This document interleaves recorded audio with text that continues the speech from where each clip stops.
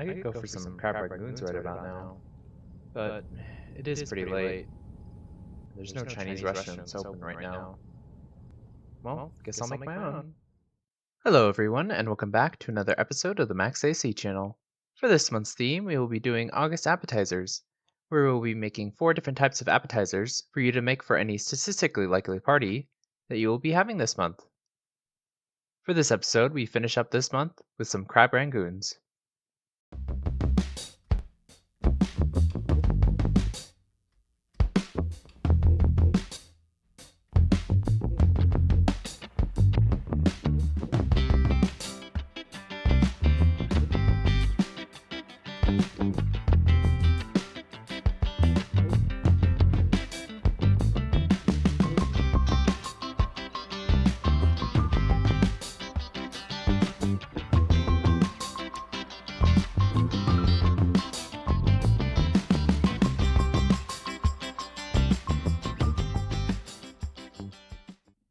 For this recipe, you will need some wonton wrappers, and for the filling, you will need a half cup or so of imitation crab meat, half cup or 4 ounces or so of cream cheese, 1 to 2 green onions, 1 teaspoon of soy sauce, half teaspoon of sesame oil, 1 teaspoon of Worcestershire sauce, 1 teaspoon or so of garlic powder, and a 1/4 teaspoon or so of pepper.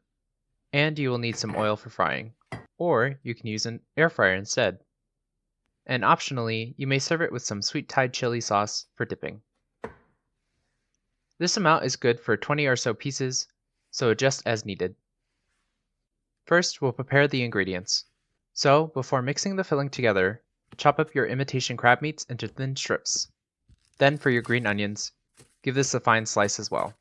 Then, once you're ready, in a mixing bowl, add in your cream cheese, crab, green onions, soy sauce, sesame oil, Worcestershire sauce, garlic powder, and pepper, and give this a good mix until everything is evenly distributed. If you plan on making the rangoons now, prepare a deep pan with your frying oil and heat it to 375 degrees Fahrenheit. Or for the air fryer method, preheat your air fryer to 350 degrees Fahrenheit at this time. Then, when you're ready to fill your wontons, grab your wrappers and your filling, and for each crab rangoon, add about 2 teaspoons or so of filling into the center. Moisten the edges with a wet fingertip, and then seal it by either folding it into triangles or by pinching the 4 edges together into the center to form a star shape. You can also make them into a pinwheel shape by folding the legs down like so.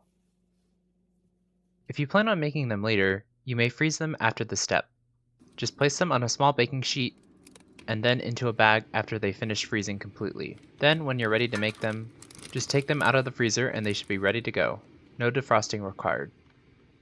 When you're ready to cook them, once your oil is hot enough, add in your wontons a few at a time to make sure that they don't overcrowd. Then, cook them for about 3 minutes or so, or until it turns golden brown.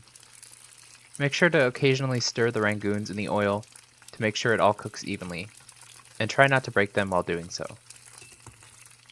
Then, when they're ready, remove them from the oil and transfer them to a paper towel lined plate to drain. For the air fryer version, once your air fryer is done preheating, place them in a single layer with enough space so that they don't overcrowd.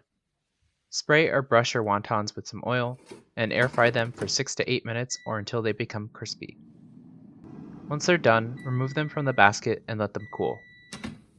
Regardless of your preferred cooking method, repeat this step until you have cooked all of the rangoons you desire. Then, when they've cooled down a bit, serve them immediately with some sweet Thai chili sauce, and your crab rangoons are ready to eat.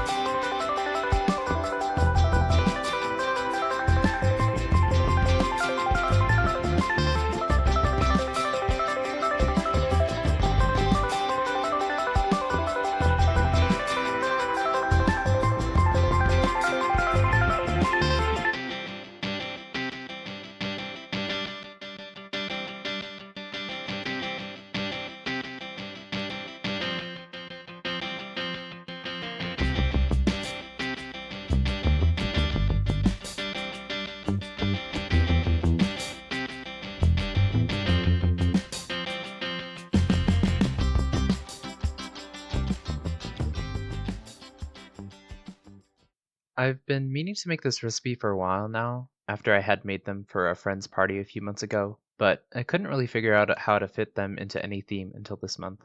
I used to not really like crab rangoons, because a lot of places cheap out on the amount of crab they put in their fillings, so whenever I make it at home, I always try to add more crab.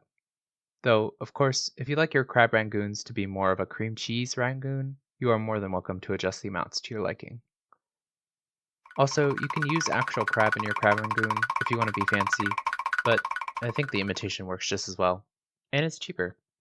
In terms of the differences between the deep fried and air fried versions, the deep fried is of course more uniformly golden, as all of it was exposed to the oil, whereas only the thinner parts of the air fried rangoon became a deep golden color. However, both are crispy and fully cooked, and of course are super delicious.